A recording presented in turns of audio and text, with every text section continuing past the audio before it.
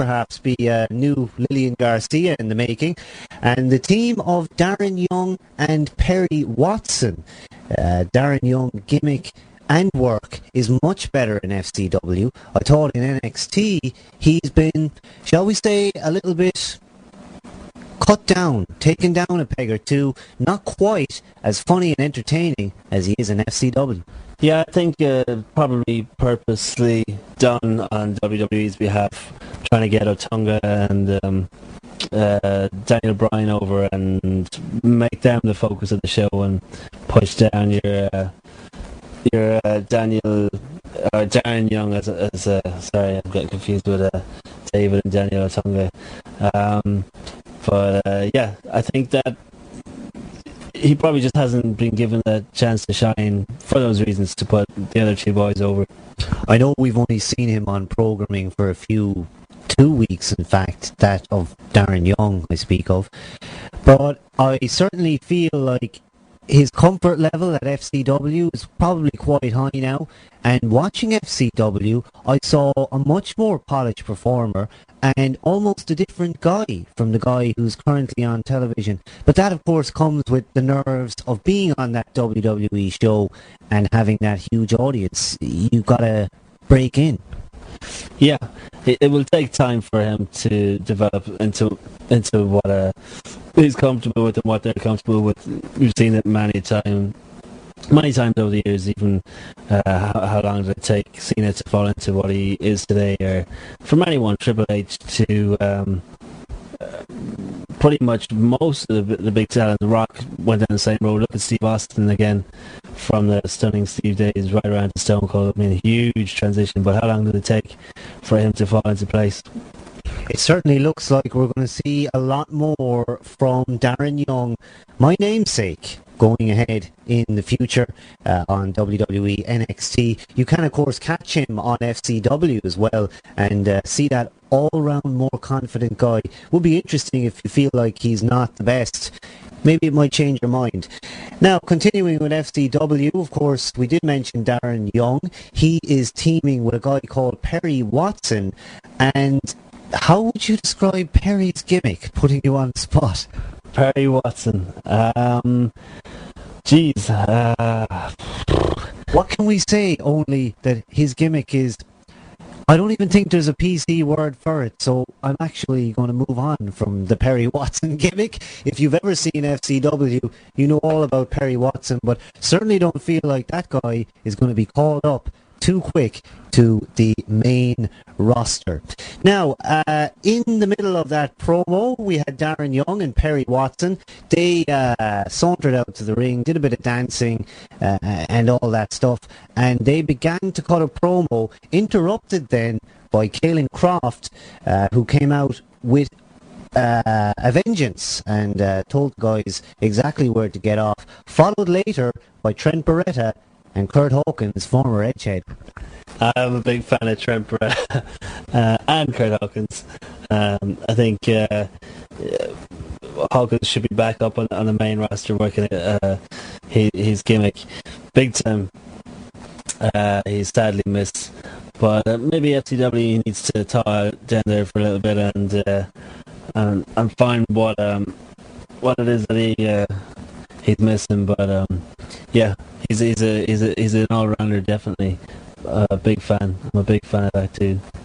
So Caelan Croft interrupting the promo, and apparently it seems that Caelan Croft and Trent Beretta in FCW, they go under the name the Dude Busters. I wonder why we haven't heard that one on TV yet.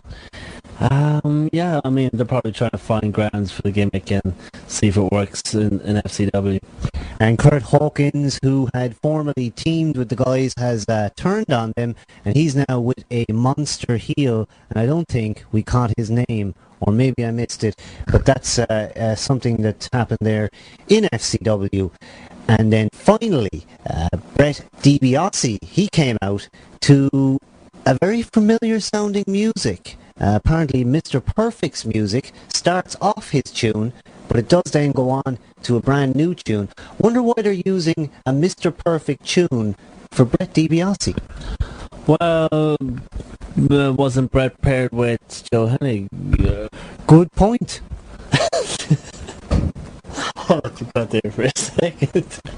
We're new to FCW, so it's all new to us. It's new ground, and we hope that you are too, and perhaps you'll join us on this FCW journey when we find out more about the new roster and the stars that are going to be big in the WWE going forward into the future. We've said all we can about FCW, Florida Championship Wrestling this week. I wish it was on television here because I'd watch it. Sky Sports, they should sign it up. Some small channel, I believe Bright House Sports airs the show in the United States, and it couldn't be that expensive to buy the rights to that show. Maybe someone's missing a trick. Yeah, I think they should get it over on Sky Sports over here. Wouldn't I'm sure if they can get things like Superstars, and they still run Afterburn, and they're there. Afterburn is there, and the bottom line, the wrap-up shows, both of those are still on. If they can do that kind of stuff, like, surely to God they can do 1 hour of FCW on any given night. I mean, it doesn't have to be, you know, primetime TV, even if it was the afternoon, even if they give it away for free on Sky Sports 1 or Sky 1, Sky 2. I think people would watch it. You know, it's especially if it goes under the WWE heading, I suppose, you know. And indeed it does. Just at the end of the program you get that WWE copyright 2010, and it certainly is a big indicator that Vince has got his eye squarely on FCW. Of course, OVW did a fantastic job in the past of creating WWE stars. Most of the OVW guys are now some of the big main event players. Your John Cena's, your Batistas, they're all up there. So it certainly is good to get in there early, watch FCW, and you're going to be seeing tomorrow's stars today, a long time before they ever, if ever, debut on the WWE official roster. This is the Wrestledope Wrestling Podcast, live on Justin.tv, available via iTunes, on Podomatic at wrestledope.podomatic.com, and too many other places. It's a headache trying to remember. Yeah, we try to cover every base we can, and always free and always insightful, more so than any other shows. We cover all the grounds and all the wrestling organizations that we can from North America, and we look forward to bringing you the news every week. We do indeed love to tell you the news and give you our opinions, and at some point soon in the future we'd hope to hear from some of the YouTube shooters that I know are really, really good at the moment on YouTube. There's certainly a lot of places now to hear wrestling opinions, if indeed, like most of us, your friends don't watch it. Yeah, we have our internet wrestling buzz out there with YouTube and Dailymotion, and even the forums and the dirt sheet sites, and there's a big community, everybody expressing their opinion, and that's what we like to do on this show. You've just heard Stephen, and I'm Darren, and we're going to take a break. We're going to be back in a few moments' time. We're going to speak about the controversial news about Ric Flair and his bust-up just recently. We're going to let you know the facts about that. And indeed, we've got some great audio, TMZ.com, uncovering the Ric Flair 911 call made by Ric Flair's stepdaughter. And we've got that audio for you in full just after this ad break on Wrestledope. TNA Wrestling is available everywhere online. Historic matches, archived events, DVDs, music, games, and so much more are available now at TNAVideoVault.com, Apple iTunes, TNA on YouTube, and the Xbox Marketplace. And don't forget to visit ShopTNA.com for official TNA Wrestling merchandise. Everything TNA Wrestling is just a click away. Connect to all the action. You can be going to WrestleMania! In the March issue of WWE Magazine, Mr. McMahon wants to send you to the most spectacular event in live entertainment. WrestleMania! Find out if you hold a golden ticket to WrestleMania tomorrow. You have never seen a WWE